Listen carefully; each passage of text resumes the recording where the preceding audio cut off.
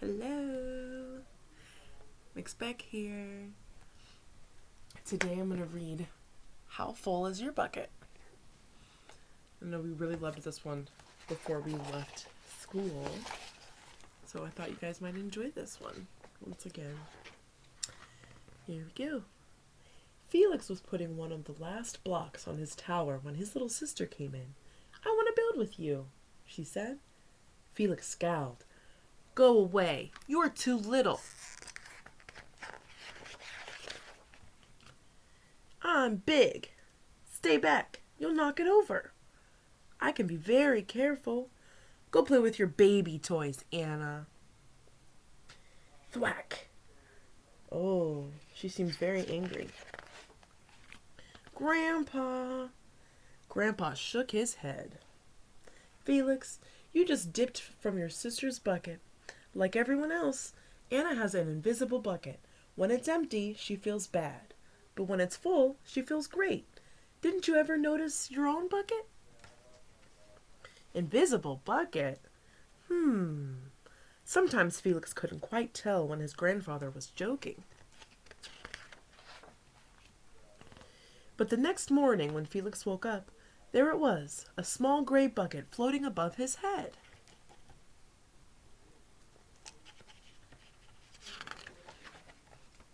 When Felix came down to have breakfast, his mom was in a hurry. "I've got a meeting this morning." "Anna, sit still." You can see she's brushing her hair. Felix slipped, and choco weeds scattered across the floor. "Felix!" yelled his mom. "You should have used the stool to reach that." Felix could hear his bucket tip and big invisible drip spill out. Drip, drip. "Ha ha!" Anna laughed as she crunched the cereal with her shoe. "Drip." "Get the broom and clean that up before you miss the bus," scolded Mom. With the school bus honking, Felix quickly swept up the choco weeds and grabbed the last blueberry muffin.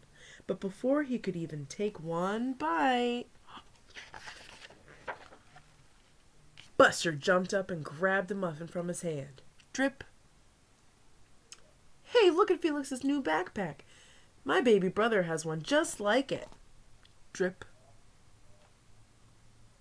"Psst, Felix, psst." Drip. "He's starting to feel bad, guys. Watch out, Drip." Drip.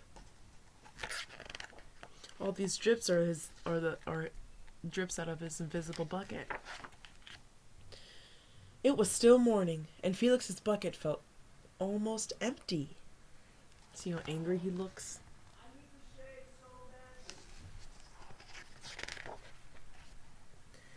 As he watched his classmates walk into the room, he secretly hoped they would trip and fall. That's what it feels like when you have an empty bucket.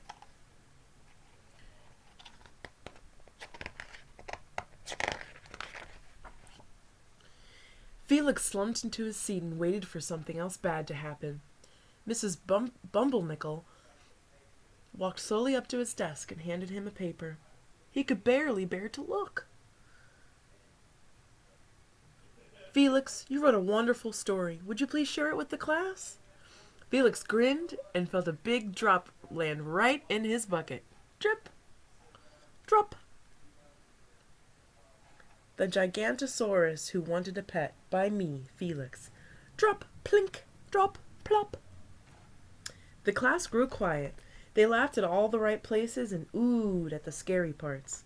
When Felix really read "The End," everyone clapped, even Emily, who sat next to him and didn't usually like dinosaurs. Felix felt a whole shower of drops land in his bucket. Maybe the day wouldn't be so bad after all. Drop. Team captains today are Veronica and Felix. Drop. We have a Felix in our room, huh? "It's a dog. Nice cow." "Well, nice colors there, Felix." "Cool laser ant backpack, Felix." Drop. His bucket's being filled with all these nice, kind things to say to him. By afternoon, Felix's bucket was nearly full. At recess, when he looked around, Felix suddenly realized that his grandpa was right. Everyone else had a bucket too.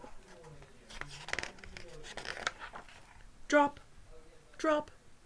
Let me help you. Drop. Here's your baseball catch. Drop. Thanks, dude. Drop. Hi, I'm Felix. Drop. Yes, I'm Amir. Drop. The strange thing was that for every drop he helped put in someone else's bucket, he found another drop in his own bucket. When Felix burst into the door after school, he shouted, "You were right, Grandpa. I do have a bucket. I do understand how it works." Then he saw Anna's torn doll. "Bad dog," he almost scolded. But then he thought, dogs might have invisible buckets too. "Your doll will be okay, Anna," said Felix. "Mom will fix her." And here she is crying. "Until then, do you want to help me build the tallest building in the world with my blocks?" And so they did, and they both had full buckets. The end.